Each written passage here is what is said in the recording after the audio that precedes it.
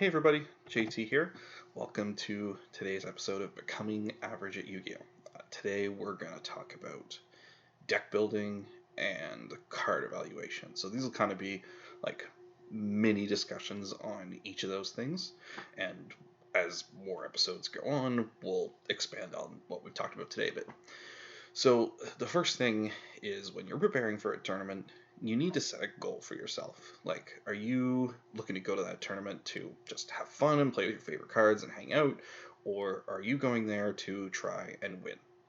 So, if you're going there to try and win, you want to either be picking the deck that has the highest win percentage, or you want to be making a meta call to try and combat the current metagame.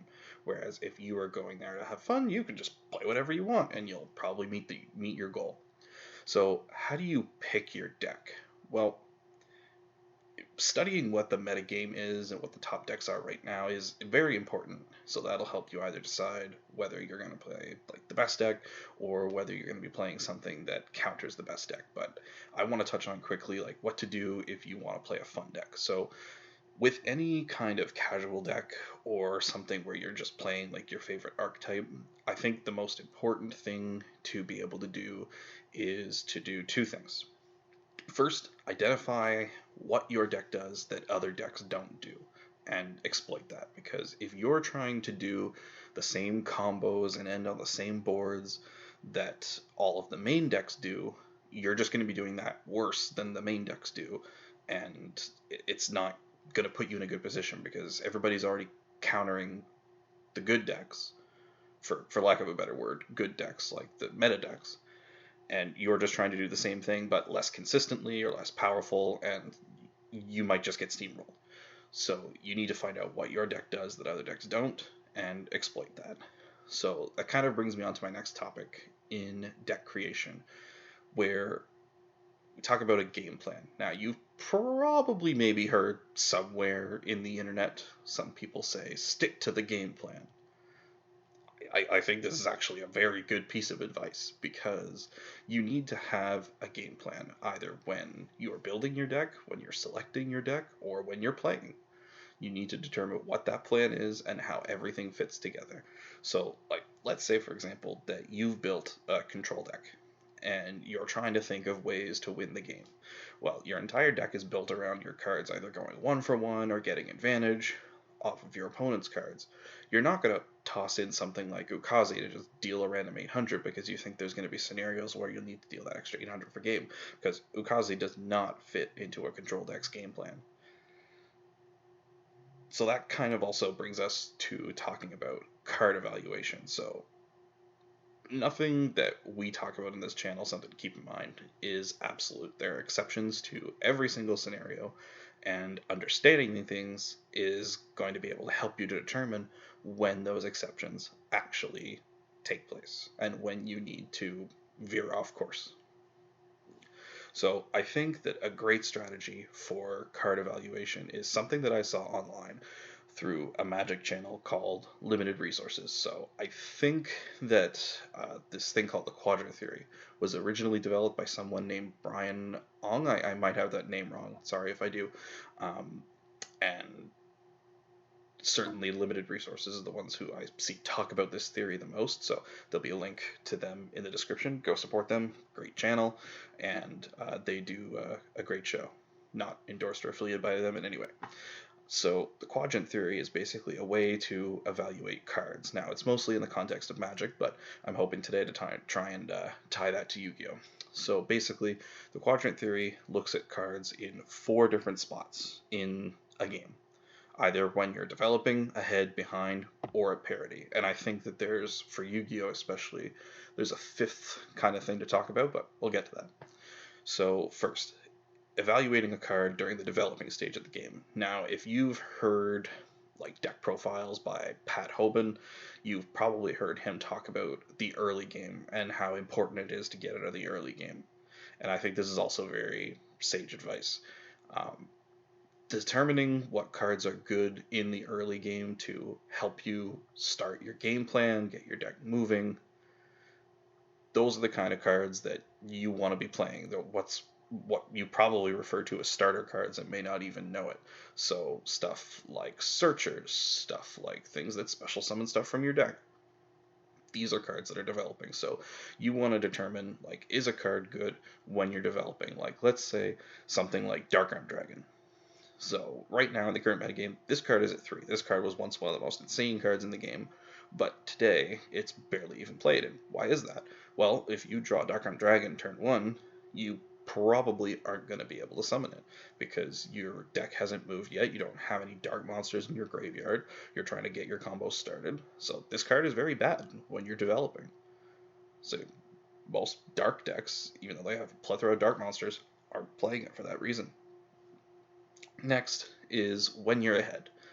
So evaluating a card when you're ahead is determining when you're in a winning board position, is this card good?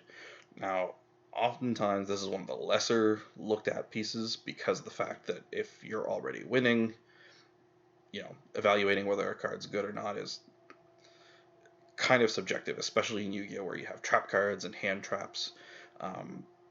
They kind of just cement the position that you're already in. So stuff like board destruction, for example, would fall into a category that's not good in this case. But I think that because of the next 2 categories, it kind of trumps whether a card's good in the ahead position or not. So I think that the other 3 are much more important than the ahead category, but it's still really important to consider, how does a card fit into your game plan when you're ahead? The next one is when you're behind. So if you are losing, how good is a particular card? So this is why by default I give 99% of trap cards a terrible grade every single time I see one, and I hate most trap cards because they are always terrible when you're behind. Like the trap card mechanic in Yu-Gi-Oh, especially in current Yu-Gi-Oh, is very, very, very bad. The only traps that I even consider playing for the most part nowadays are traps that either can be activated from your hand or traps that are searchable based on your combos, because then you just get access to them for free and they don't weigh down on your hand. Like Dogmatica Punishment, something like that. So evaluating something when you're behind is saying to yourself, okay, if I have this card in my hand and I am losing, how does this card help me? And that's why trap cards are so negative, and playing trap decks in general, almost you're starting on the back foot because you have to look at most of the cards in your deck and you say that, wow, if I'm losing, like if my opponent's deck is working and I'm going second, then 99% of my cards just don't do anything. Now, that's not to say that trap decks are never good, because there are some cases where playing a trap deck is the right call, or the metagame's just in the right place where a trap deck is able to kind of get in there and attack it. But just in general, you're going to see, especially as I continue talking going forward, that I have a huge aversion to trap cards. Like, very much not a fan of them unless they're like on the level of impermanence or something like that. And the last part of the Quadrant Theory is talking about how good a card is at parity. So evaluating something at parity is determining how good a card is if both you and your opponent are at the same stage of the game. So I'm kind of going to bring Pat Hoban's theories into this. So Pat Hoban would always talk about how the game is kind of divided into a couple different phases, like the early game, the mid game, and the late game. The early game being with both players at the developing phase, the mid game being when your deck is starting to work, and the late game being where, your deck has executed its game plan and you're trying to use a finisher to close out the game. So being at parity is when both players are at the same stage and one isn't ahead of the other one. Evaluating how good a card is in that scenario. Usually what you want to be doing in that case is not having cards that put you behind, but that bring you ahead. So like, for example, we'll go back to Go format. Something like Raigeki Break. So Raigeki Break is inherently a neg 1. So if you and your opponent are at parity, and you're trying to trade cards 1 for 1, and you use Raigeki Break, you're going down a card, so you're actually putting yourself further behind.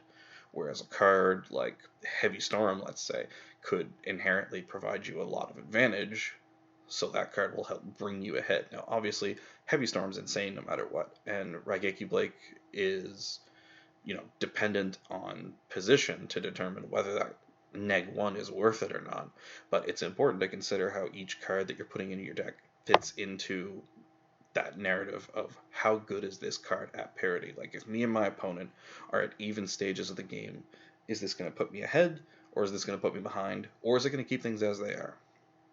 So the last thing that I kind of wanted to do in bringing all of this together is to talk about two cards and evaluate them using the theory. And also this brings me to the last part of what I think is important to consider in Yu-Gi-Oh!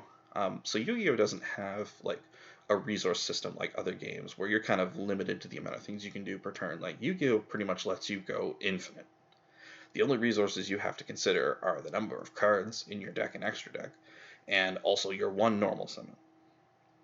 So evaluating cards becomes a bit different compared to other games where there's like a resource system that limit what you're able to do in every turn. So really, when you're putting cards into your deck for Yu-Gi-Oh, you have to consider the opportunity cost. Now, what this means is that by putting a certain card into your deck, what's the cost to you for doing so? So other than the fact that it's taking up one of the slots in your deck, how is this particular card weighing on your deck? So something like Destiny Hero Malicious, for example. Let's say that you have a lot of ways of dumping this card into your graveyard for relatively free. That's fantastic, because then you just get a free special summon out of nowhere. But what's the opportunity cost of playing Malicious? So being able to draw Malicious is usually pretty terrible, because no matter what, it doesn't really do anything in your hand. You most of the time cannot summon it, you can't discard it for itself. It sits like a brick in your hand. So that's what we're talking about when we talk about opportunity cost. So let's talk about a card that just came out in Blazing Vortex, Pot of Prosperity. This card lets you banish either 3 or 6 cards from your extra deck of your choice face down, and you look at that many cards from the top of your deck, you add one of them to your hand and put the rest on the bottom. So just on its face, being able to either look at 3 or 6 cards from your deck and pick any one of them that you want and add it to your hand is a fantastic effect, obviously, because it boosts the consistency of your deck, helps you dig for power cards, helps you dig for side cards. Like, that's a fantastic effect. And being able, like, it's almost like Duality 2.0, because you can still special summon while doing it. Now, what are the drawbacks of this card? The first one is half damage. Now, unless you're playing a deck that is just focused on breaking your opponent's board or dealing 8,000, I think that this is a very, very low opportunity cost to play this card. It's almost irrelevant. Like, it's not even really something in my mind that I'm considering. The second drawback is no drawing cards by card effects the turn that you use that. Again, depending on your deck, probably not a big deal. You can either wait until the next turn to use your draw cards, or your deck's not even trying to draw cards otherwise in the first place, so probably not a huge drawback.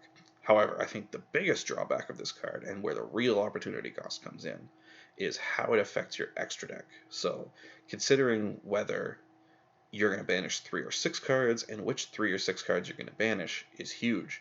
So, when deciding whether to include Pot of Prosperity in your deck, the upside is obviously huge, because your deck gets a lot more consistent, and you can help dig for specific cards more easily.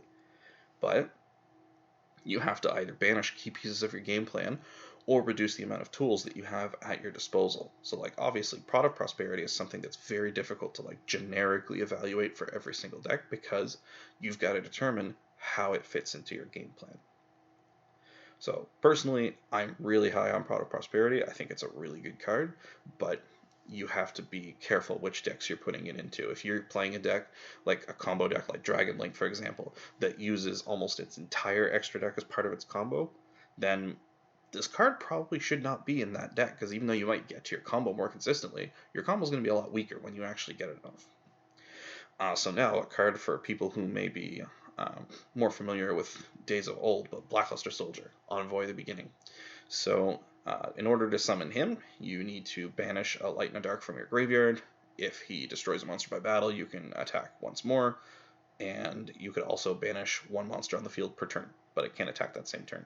So on its face, crazy card.